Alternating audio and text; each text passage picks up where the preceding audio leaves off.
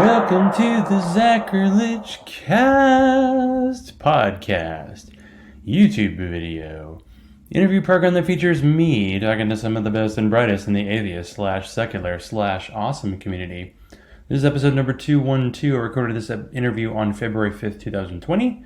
Thank you to Nick Fish for being my 211th, just go with it, guest. Either go to the American Atheist Convention in Phoenix, Arizona in early April, or go online and see how you can help out.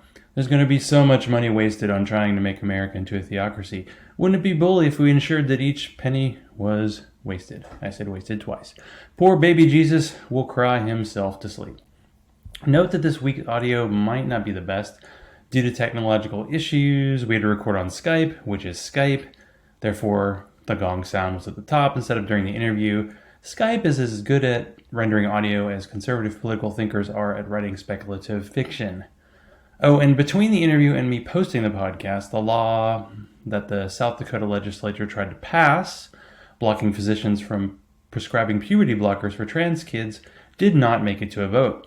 Now, that same law, or one that is pretty similar, is making the rounds in other states. So, as usual, a win is always a short-term one, and never think that you really totally won.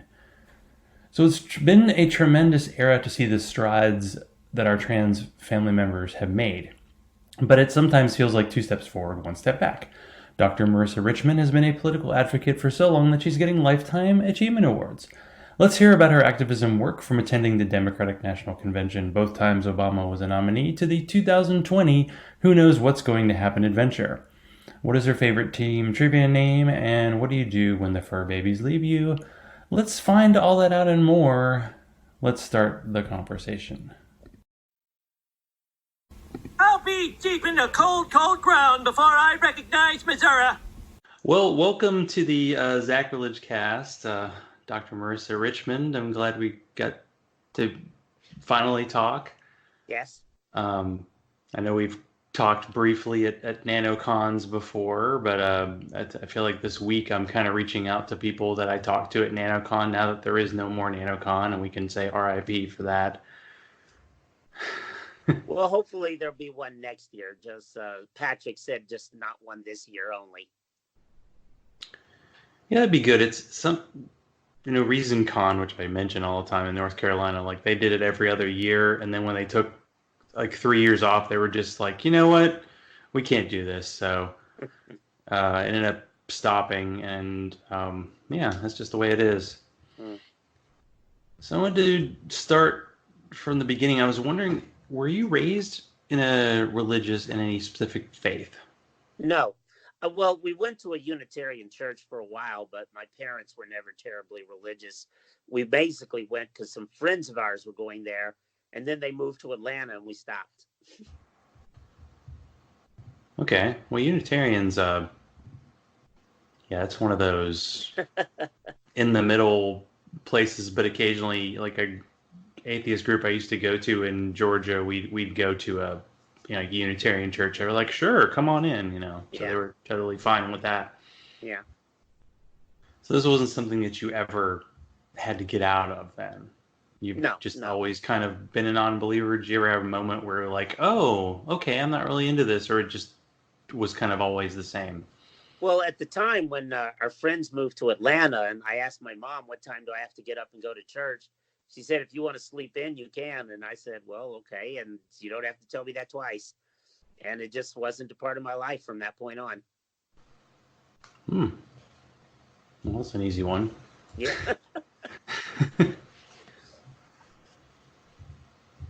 What was it like for you realizing that you were trans and realizing that you were, I guess, different in a way that maybe not everybody could relate with? Well, I started to realize that when I was 7. Of course, I didn't know the terminology. I didn't understand it. I just knew I was different. And it was just, as I grew older, I started trying to read whatever I could. My high school was right across the street from a college library, so I had access to information. During high school free periods, we were encouraged to go use the library anyway. So I'd use some of that time to just read for myself. And so I started to expose myself to ideas and started to realize what was potentially out there. Although it wasn't until I was an adult that I started connecting with the rest of the community. Because I always believed that there were others out there. It was just a matter of figuring out where people were. Do you, in a way, as someone who's like an academic, someone who's, gone to school a lot, do you almost miss the days in the past where you had to like go to the library to look up anything, where you didn't have like the internet available all the time? I surround myself with books, and I like to spend time in libraries. There's a certain aroma to being surrounded by books that I still love. I admit the internet is quicker and it's simpler, but there's a certain charm to actually being in the middle of a library stack. When I lived in Washington D.C., the closest library to my apartment was the Library of Congress, and in those days you could actually get into the stacks, and I'd sit there and sometimes I would miss closing time and look at my watch, and they were closed for 15 minutes, and I'm still stuck in the stacks, like just surrounded by books, and I was like, oh, I think I better go home now. Was it, I guess, tough finding a community once you realized you were trans? Well, in those days before the internet, it was a little more difficult and challenging. And of course, a lot of it was based around the bar scene. It's a lot easier for people if they are isolated, especially those who live in rural areas. They can connect a lot better through internet. And those of us who are out and visible, we're accessible. And it's easier for people to reach out and find a community. So even if they're not physically in contact with people on a regular basis, they have an ability to stay in touch and communicate with people remotely through electronic communications. And so at least for those who are and I grew up in an urban area. I'm from Nashville. So, but for people today, they can feel a lot less isolated. And I think it's also helping younger people because they can reach out and read about role models. And, I just didn't know who they were out there when I was younger. Well, did you discover role models in Well, at that time, younger? there weren't a lot. Most of the people, the few I could read about tended to be either in sex work or entertainment. And they weren't in politics, they weren't in academia. And at least those of us nowadays, and those are some of my two main fields. And so those of us who are in one or the other, and I have a foot in both camps, again, we're visible and accessible. And was certainly not there for me when I was growing up. And what led you to become an activist? Was that once you finished going through school, or was that kind of well, I was same time? I was outspoken and opinionated even in high school. I was the school radical. And so my parents were very vocal about civil rights and raised me to be conscious of that. So I was always outspoken and opinionated in those topics. Although specifically, I didn't see, the LGBTQ rights movement in general and the transgender rights movement in particular, I didn't see that coming for a long, long time. I figured I'd be, 75, and it'd be around the same time the Berlin Wall fell. And things kind of moved a lot faster than I thought they would. So did you always want to be very well educated because you went to Harvard, you got your master's, you went to Cal, and then you ended up at George Washington, so that's how you got to DC. Mm-hmm. That's an impressive amount of schooling there. Yeah, well, both my parents were academics, although they didn't pressure me into it. I assumed I was going to be a lawyer, and my mom actually tried to talk me out of it. She said, you need to go make money. And you were like, well, I said, this is what I want to do. this is my life. And when did you end up back in? So are you in Nashville, or is it more Murfreesboro? Because I know I work in MTSU. Murfreesboro. I live in Okay. Nashville and I commute, and so I have to drive back and forth. It's 44 miles each way. I was gonna say, people who are listening who might not know it's like a suburb of Nashville, but it's pretty far out. My parents live in Nashville, but Murfreesboro is a good, Yeah. 30, 45 minutes away. Right. So how long have you been in? It's not too bad. How long have you been in MTSU? Since 2006. Nice. Go Yeah. Blue Raiders, right? Yeah. And what are you currently teaching? Your professor, is it history, women's studies? Well, I do both. This Okay. semester, I'm just teaching the U.S. survey prior to the Civil War. So we're still in the colonial period, just starting the brand new semester. Last semester, I did teach, I have an upper level class in the Women's and Gender Studies program on gender identity and sexuality. And so we look at cultures all around the world the first half of the semester, and then the second half, we look at a lot of the social and political issues specifically within the U.S. But so that was in the fall semester. Do you ever get any students who are like really into the kind of right-wing culture warriors who think that like gender studies shouldn't be a thing, like Jordan Peterson or Ben Shapiro? Or is that like once somebody gets in your class, you're like, they want to learn, and that doesn't come up at all? Well, if they want to take that class, it's an upper level elective, so they're there voluntarily. Okay. I do get in the U.S. survey classes, that's required for all students. So some of them do come from conservative backgrounds and would probably be appalled by that particular class. But even in the intro survey classes, I'm pushing their envelopes. And probably in a good way. I mean, well, I believe so, yeah. Yeah, it's got to be different because I've lived in Atlanta for like 20 plus years, but I'm living in it's like a blue dot in a red state, and Nashville's kind of the same way in Tennessee, but I'm guessing at MTSU you have to deal with those kind of issues. But Yeah. You've been at this for a while, so you're probably not worried, right? Right, yeah.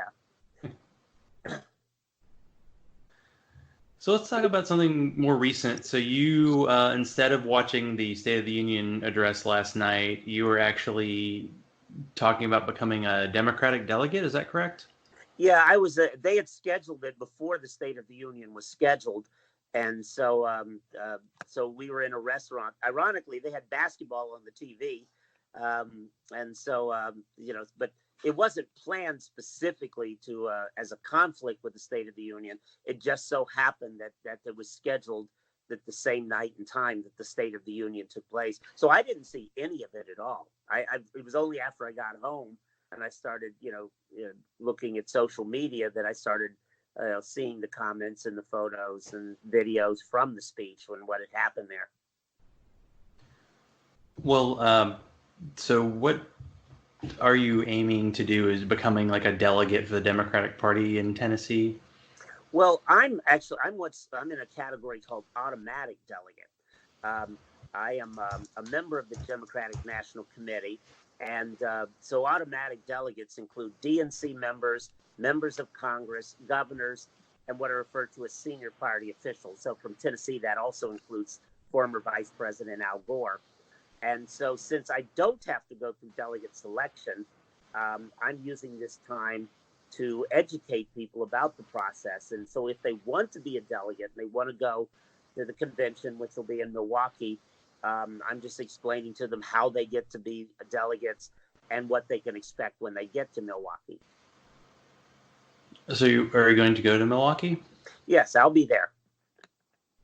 That sounds like fun. And do you have any, I don't know, is there any, I wouldn't even say trepidation. I mean, it's just interesting after what's happened in Iowa, that the fact that it's 2 days later and we don't even know who won the caucus, even though it's a small thing, but it is like the last, 4 people who have been nominated have won Iowa. So it actually is a big deal in a way. I know. What do you think of all that? And Well, yes and no. I mean, even just 4 years ago, the Iowa Republican winner was Ted Cruz. And needless to say, he did not win the nomination. So it's important for winnowing. And needless to say, because of the uncertainty, nobody dropped out because of the results 2 nights ago. And so, but I'm hoping that as we move through the subsequent states, New Hampshire's only 6 days away now, that by the time we get to the final contest in June, and I think it's the District of Columbia and Puerto Rico are the last two to vote, that we will be down to a consensus nominee. I hope that there's no contentiousness or no division in Milwaukee. There is that possibility. But personally, I just hope we can somehow come together and find a unifying candidate who will carry us into November. so, have you gone to a convention before? I've been to four. My first Okay. one was right after I graduated from college. I was actually working with a campaign, so I was there, campaigning. Then I've been a delegate twice in 2008 and 2012, and then in 2016, I was there as a podium officer. So I was actually up on the podium on the stage next to all the speakers, and mostly, if you go back to my Facebook page to July of 2016, you'll see a whole bunch of selfies of me sitting with various people who would plop down next to me. So, Maxine Waters and John Lewis and people like that. So, what was it like being a delegate when Obama was up? You have any stories from that time? Oh my God, that was so exciting, especially as we were getting closer and closer to the convention's date, and everybody's like, "You're actually going to go. You're going to be there. You're going to be part of this historic moment." And of course, it kind of built like a crescendo until the final night. We were in the football stadium, Mile High Stadium, where the Broncos play. There were 75,000 people. Sheryl Crow came out and sang, and it was like this amazing Roman spectacle. And when it was over, people were calling and texting me, asking, was it as great in person as it was on TV? And I was responding, was it as great on TV as it was in person? It was just an amazing moment, and to be there and to be part of that moment was exciting. Is it hard to maintain that excitement, or is it still fun? For me, it is. I mean, I don't know if fun's the right call, word, but political process, to be like involved, knowing that you're part of it. Well, I call it the Olympics for political junkies. So for those of us who love politics, this is a huge moment. They only occur every 4 years. We're expecting 50,000 people in Milwaukee from all over, literally all around the world, because it includes all of the territories. And so, there's a lot of people doing some important work. Some on specific issues, women's rights, LGBT rights, healthcare, climate change, prisoner rights, labor union leaders, all across the board. And we're all going to be together in one place. Pretty impressive. What does it take to win the Davidson County Democratic Woman of the Year? You have a lot of awards in your career. That's pretty cool. Yeah, that was one of my past awards. First off, I served as president back in 2013. But I've been involved in Democratic Party politics for years. I stuffed envelopes when I was 12. I drove senior citizens to the polls when I was 17. I've campaigned for lots of candidates at all levels of government. And just that was part of the recognition of my many, many years of service within the party itself. Is it tough being in Tennessee? Do you prefer, in a way, being in a state where it is kind of an uphill battle to get recognition and to win campaigns? Well, it's home for starters. This is where I was born and raised, so I'm comfortable here. It is a challenge, and we just saw a brand new bill introduced today that would criminalize healthcare for trans youth, and of course, we've got another bill that would criminalize trans people, trans youth who want to play sports. And so those battles are just irritating. And every time I see a new bill introduced, it gives me a pit in the stomach. Another bill was filed that would denounce the Washington Post and CNN as fake news. I mean, this is sort of crazy crap that we put up with, and sometimes you just shake your head and roll your eyes and just wish this would stop. But it is a challenge, and it's easy to say, well, maybe I could pick up and go back to one of these other states I lived in, but this is home, and nobody should feel like they have to flee, and especially young people. They need someone, an adult, because they can't fight those battles for themselves. They don't know how to. They don't have the tools. So those of us who are older, we have to be here to fight for them. And so I'm committed to doing just that.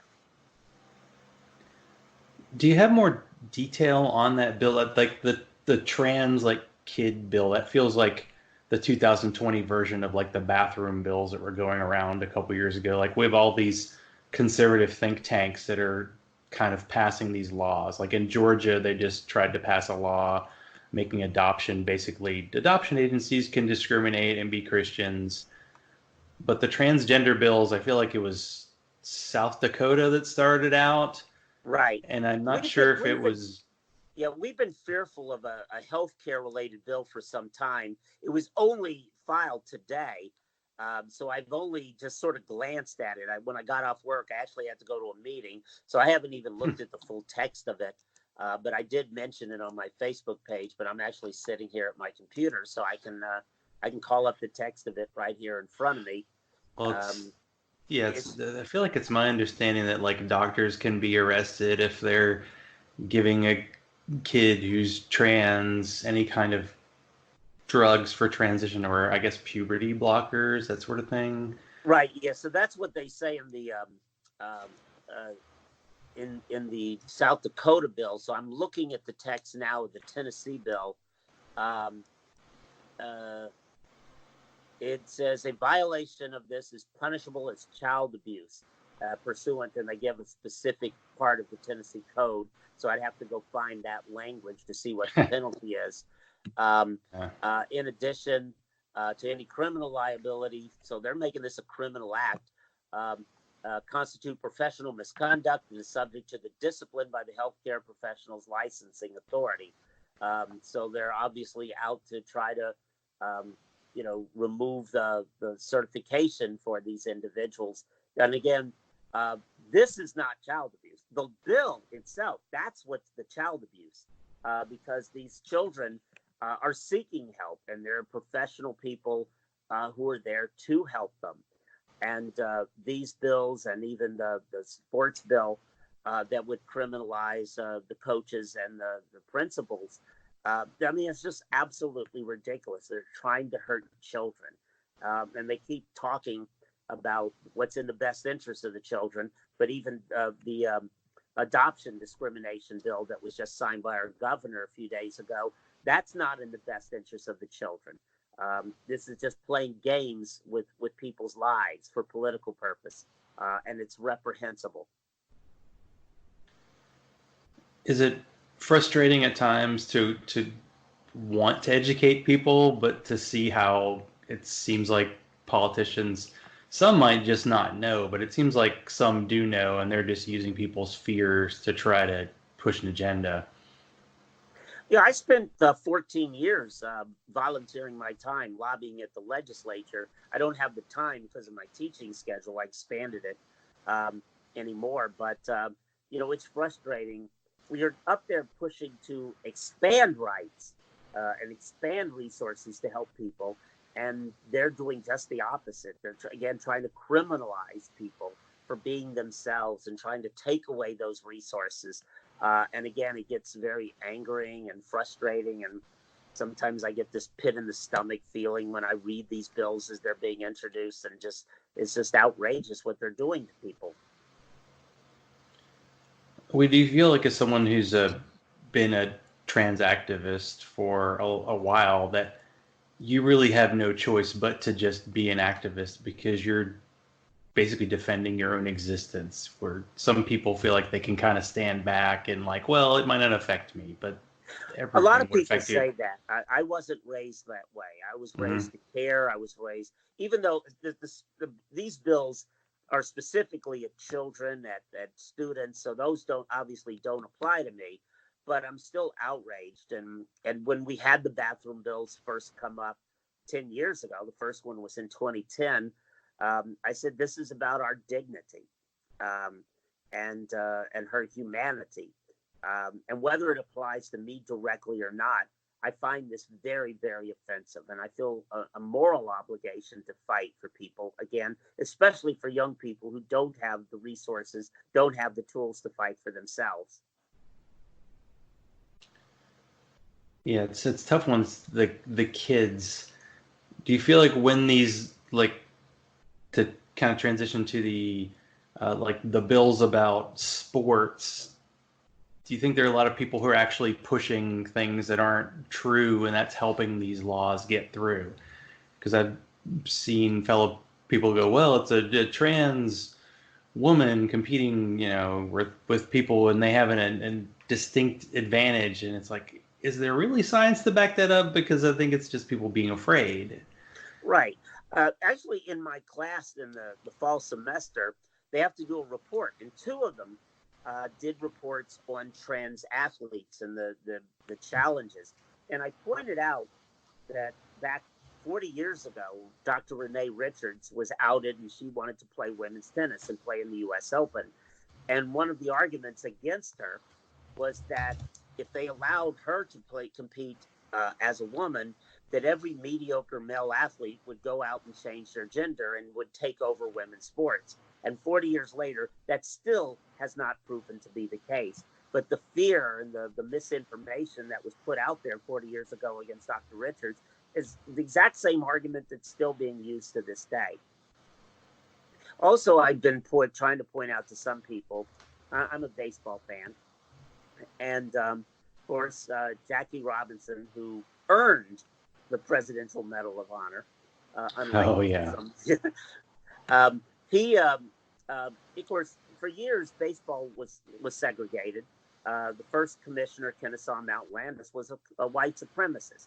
But when he died, the second commissioner, Happy Chandler, who was from a Jim Crow state of Kentucky, he allowed the desegregation and allowed for the signing of Jackie Robinson. And I saw an interview with him years afterwards, before he passed away.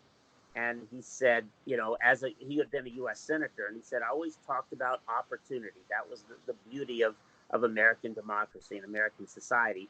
But he said, I also was afraid that when I died and I went to meet my maker, I didn't want to have to answer the question, why didn't you let that man play baseball? And regardless of what people's religious beliefs are, if you believe you're going to be asked some question, some of these people need to think about how they're going to respond to that question. Why didn't you let those trans kids play on the volleyball team? Have you found, since we both live in pretty religious states, that sometimes you do have to, especially working in democratic politics, having to work with like religious groups and maybe more progressive religious groups, but you've been able to create kind of a bigger tent so that, people can actually get elected, right? Yes.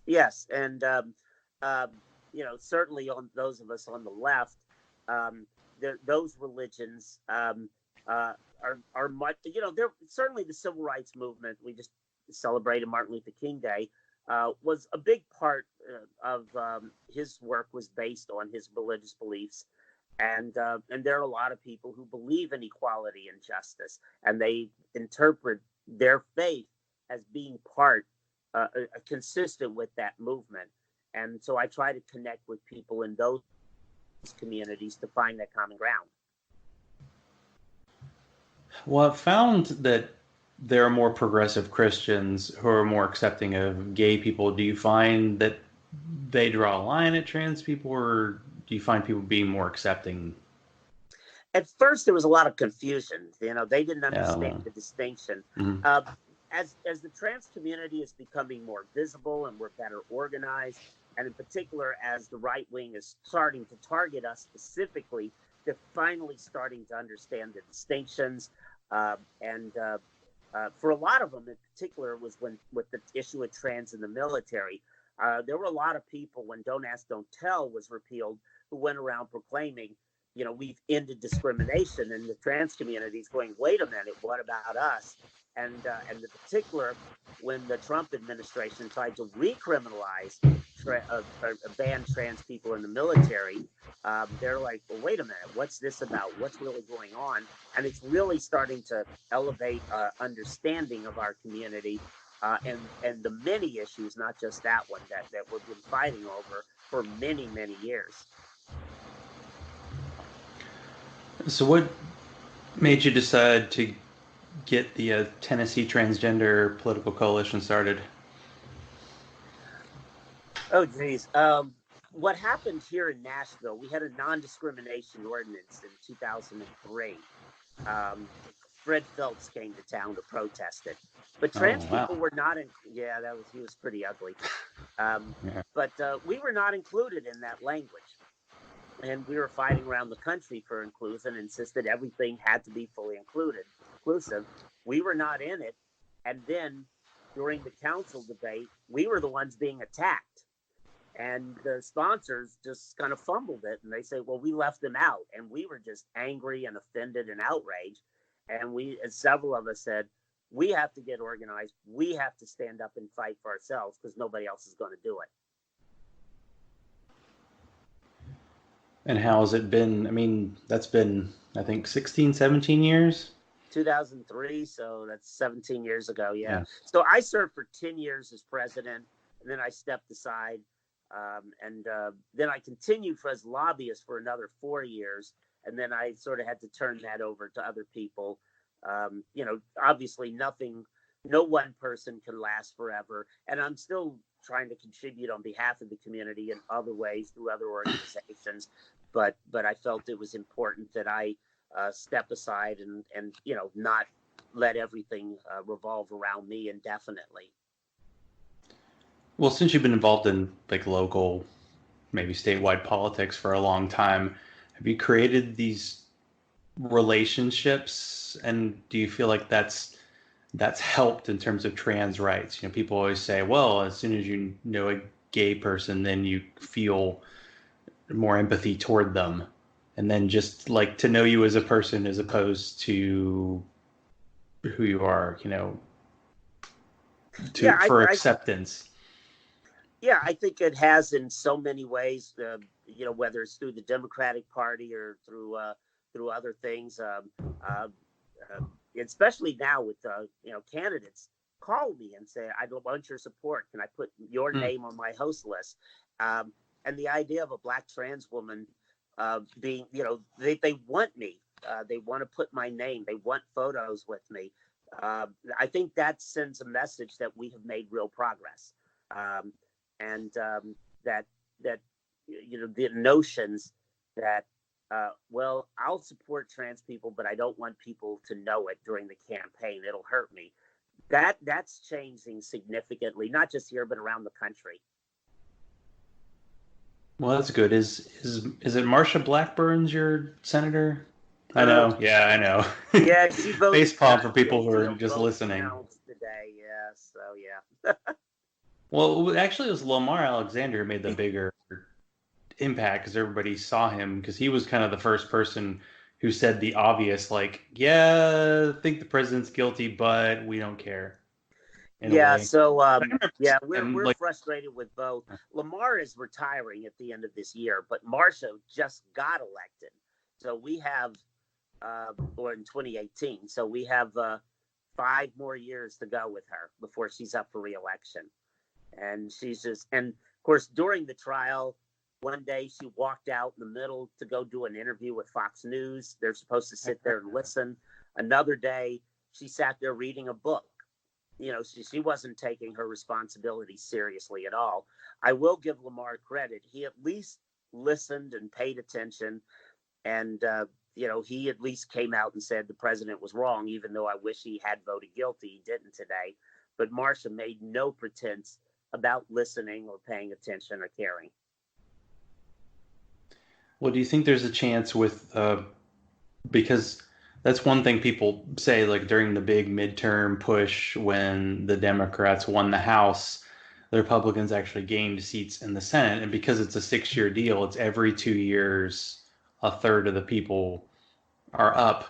So I don't even know if there's a chance, but it's good to know that Lamar is up. But is there a candidate coming up who's got a good shot in Tennessee for that spot? And Well, we've got 3 Democrats running that I yeah, know of, and James Mackler is currently leading in fundraising. I haven't seen any polls, but Mr. Mackler, I think, is running a very good campaign, and he was formally endorsed by the Democratic Senate Campaign Committee. Um, but it is technically a contested primary at this point. But Mr. Mackler is running a very good, strong campaign. and as someone who's involved with the Democratic politics, do you pick favorites, or do you kind of you're just Sometimes, trying to yes. help? You're trying to help the Democratic Party in general. I support the nominees, but sometimes, not always, but sometimes I will take a side in a primary. So I am supporting Mr. Mackler in the Senate race. I have not endorsed in the presidential race, though. I'm still undecided, actually. I don't know. Is that allowed? It seems like at this point everybody's they're defending their candidate to the point where if you try to say anything against them, yeah, it can be rough. But I don't know. Part of that's social media is just the extreme gets attention. Because I don't know. I think Tennessee's is a Super Tuesday too. So you still Yeah, have, is it March? I should March probably. 3rd. Okay, so it's So we pretty actually soon. we have early voting starting just next week Hmm. on February 12th. Well, we had something happen in Georgia where a bunch of people got purged from the voter rolls because, well, our governor's super crooked. Um, but I don't know, has that happened in Tennessee? Or because I saw it happen in Wisconsin. That there's so much political news out there, it's impossible to keep up. So, We've been urging everybody to make sure they're not purged. I haven't seen specific numbers. Our voter registration deadline was Monday, so we've been urging everybody to double check their registration, make sure it's up to date, to make sure they didn't get purged. But as far as specific numbers, I don't know what that number is here. But there are people, I'm sure, who are purged. well, when we met in Nashville, you handed me the Pocket Constitution. Now, how many Republican senators would you like to give a copy of this to? This thing's like it's 96 pages, and that's with footnotes too. Mhm. I'm sure you're a big footnote fan, but Yeah, it's all there. yeah. Pretty straightforward. How long have you I had saw a these, and photo of. how's this become a thing where you've been handing these out to people? Well, I give them out in my classes too. I think it's important if you're going to understand the government. Everything revolves around the Constitution. It's not a perfect document. It obviously, when it was first written, left women out, permitted slavery. Indians were excluded as well. But we've made a lot of fixes to it over the years. Virginia just ratified the Equal Rights Amendment, and if the courts uphold that, we're finally going to ban discrimination based on sex and gender, and that's long overdue. Um, and so, we keep working to improve that. And so and I say, one of the things we need to do is look at its strengths and to try to fix those weaknesses that still exist. And I noticed the other day, there's a photo during the State of the Union last night. Congressman Nadler, the chairman of Judiciary, was reading the Constitution during the speech. And I thought that was appropriate. Yeah, do you, as someone who's definitely more of a historian than I am, like, do you think the original founders expected that this document would have survived to this day, or they think, oh, there would have been a new constitution by now? Because clearly the amendments were set up there for changing times, and that's been used well, in some cases not so well. But do you think it's like, will there be another constitutional convention sometime in our lifetimes, or Well, there is a push for another convention. I actually don't want one because I'm afraid of some of the crap they would try to I push feel like it's for coming from it. the right. Yeah. Right. Yeah, it's mostly right wing. They want to ban abortion. They want to Mm. ban same sex marriage. I mean, stuff like that. That's what they're trying to do, and we don't want those things added. So I don't want another convention. Um, but there is a push to do that. I forget exactly how many states they've got already, but I think they're in the 30s, and they need like 34, I think, as I recall, in order to call another convention. And so that does concern me. Well, how, as someone who's been involved in a lot of communities and been very active for a long time, what kind of advice would you give someone on just creating a community in general? I mean, not necessarily a political thing, but just finding like-minded people. Well, with the internet, it's actually pretty easy, and there are Facebook pages for almost every group imaginable. And some, I've never, sometimes an idea will pop into my head, discover it's already out there. Somebody's unique to it. And so that's the great thing about social media, is that it's easy to find a community of people with similar backgrounds, similar interests. And so that's the first place to start, to see what's actually out there. Ask the questions. Sometimes people assume it's not there just because they don't know it's there. But the first thing they need to do is ask questions. And a lot of times they'll find it's already there. And how would somebody who might want to get involved in local politics, maybe just going door to door, how does that get started? Well, at least from where you are. Pick a candidate, whether they're running for president or running for school board. Pick a candidate, say, I believe in you. I want to help you get elected. And what do I have to do? And I'm willing to get out and knock on those doors and make those phone calls. That's all they have to do. Pick a candidate.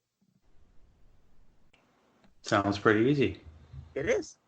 And, an hour a week, 2 hours a week, it's pretty simple. Okay. Yeah, I think it was fairly recent, as we're friends on Facebook, that you didn't you lose a couple of cats and then you got to get new cats?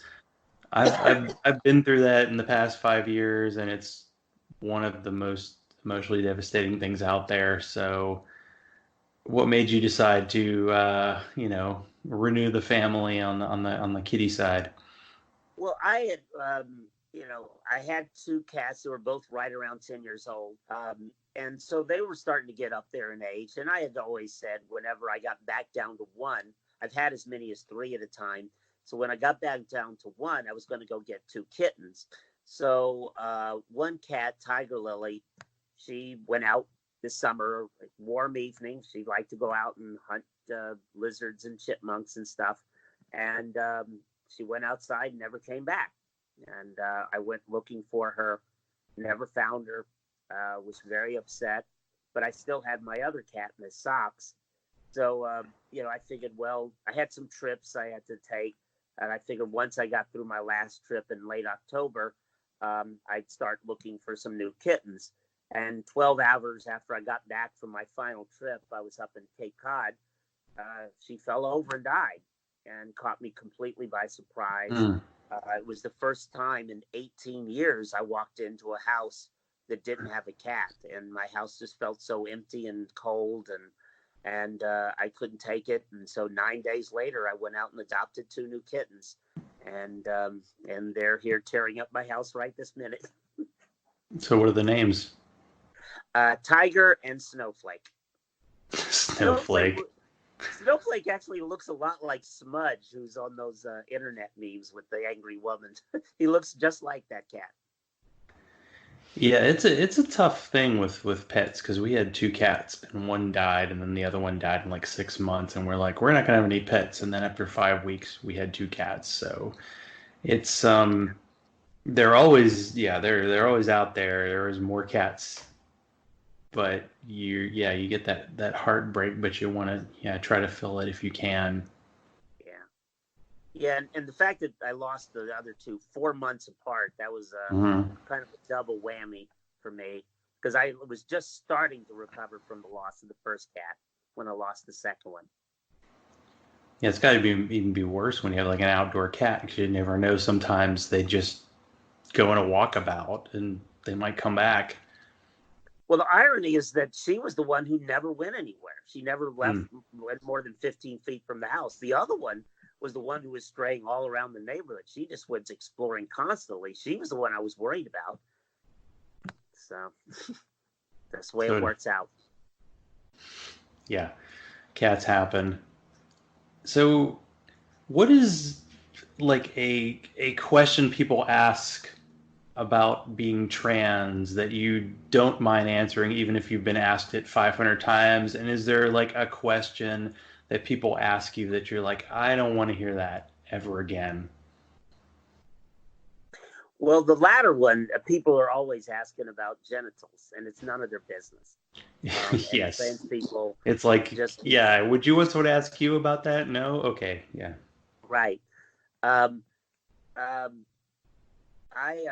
as far as the first question, I can't think of anything specific. Um, so Well, it happens. yeah. So is there that usually I like to end the episode by having my guest tell a joke. I don't know how jokey you are. I know you've done public speaking a lot, so you might have something. And if a joke isn't there, maybe it's something that you're really nerdy about, like into, that's maybe not what your day job is and not activism, just something you do to kind of relax. Every Sunday, I get together with friends. We play trivia. We go to a local restaurant. We play trivia, and we've been pretty good. And we've been picking some. A lot of people comment on our team names, which I've posted constantly, um, and just trying to think some of our team names. Um, they've been. Wait a minute. Hold on. Give me a second here. Um, You've got them. Suddenly, my mind's gone blank here on some of our names, but uh, just in the past year, for instance, um, we've my computer will come up now, taking its time. Okay. Uh,